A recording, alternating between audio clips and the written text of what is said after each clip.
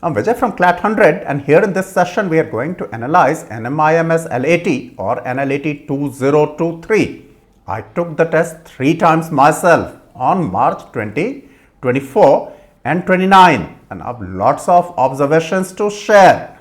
The most important observation is that navigation is possible among the sections. There are 5 sections in this examination, and they write in the instructions that navigation among the sections is not possible, but this is very much possible. If you look at the right bottom corner of your screen while taking the examination, there are 2 tabs. Extreme left tab is previous, extreme right tab is next.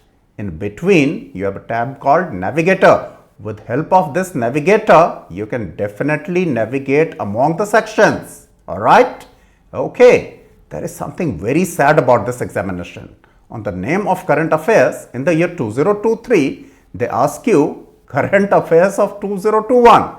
Current affairs of 2021 and 2023, that to me is an oxymoron, isn't that? So these morons shouldn't have done it. This is completely unacceptable, completely unacceptable. Quantitative techniques by far is the most difficult section, and of course most time consuming section as well. So you need to be very careful in order to allot time to it while taking the test. In logical reasoning section, you get lots of questions on non-verbal reasoning. Almost half the sections is based on images, alright, pictorial reasoning or non-verbal reasoning. So you need to practice a lot of it. This is the structure of the test. English language 30 questions, current affairs including general knowledge 30 questions, quantitative techniques 30 questions, logical reasoning 30 questions, legal reasoning 30 questions. There is no negative marking, so of course you ought to attempt all 150 questions, isn't that? And this is the default order of the sections. If you do not educate yourself on how to use the Navigator tab, this is the order in which you are going to get the sections. Alright, it will start with English language, then you will get current affairs including GK, then QT, then logical reasoning, and ultimately legal reasoning. Alright, you may change the order of course if you wish to after watching this video, I'm sure. Now, this is the structure of English language section. Reading comprehension, 8 questions, 2 passages of 4 questions each. Closed test, again 8 questions, 2 sets of 4 questions each.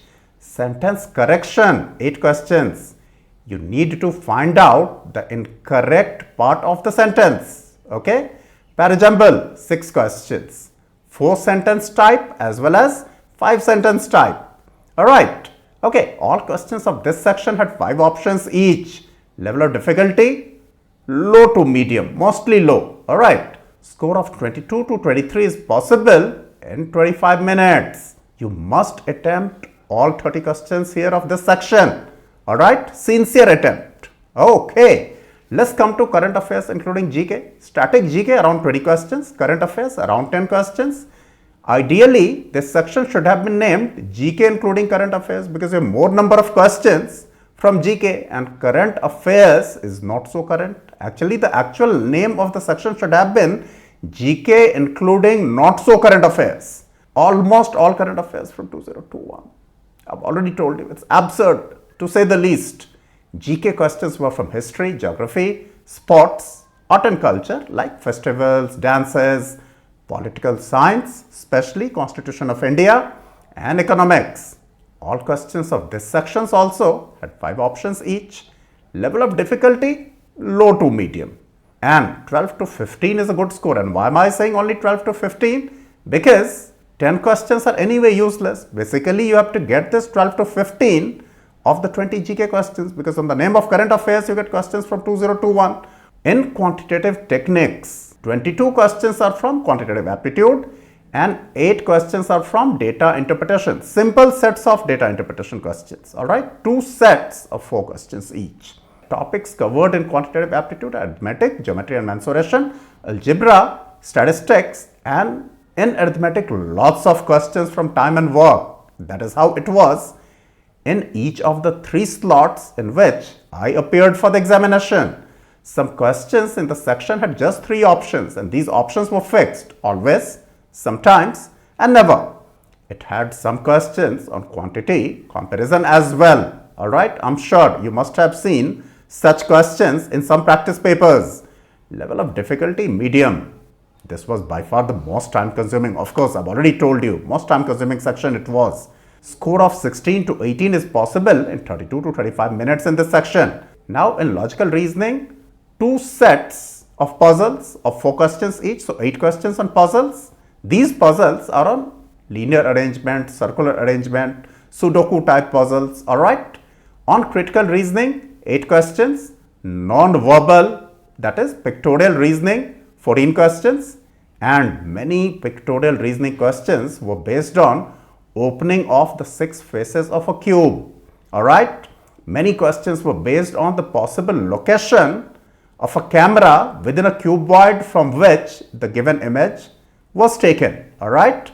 And a good number of questions were based on mirror images. Some questions in this section had 4 options and some had 5 options. Yes, within a section it was like this, okay.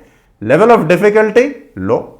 Score of 20 to 22 is possible by giving 25 minutes to this section. In legal reasoning, all 30 questions were based on legal reasoning. No question of legal knowledge. Absolutely nothing on facts. Alright, the legal principles as well as the facts were very short in almost all the questions. All questions of this section had only 4 options. Level of difficulty, low. Score of 23 to 25, maybe 26, 27 is possible in this section by giving 25 minutes to it. Alright, up for it, you need to take care of one thing. If you do not change the default order of the sections, you must keep 30 minutes by the time you reach this section, because this is the last section that comes to you if you leave it in default mode.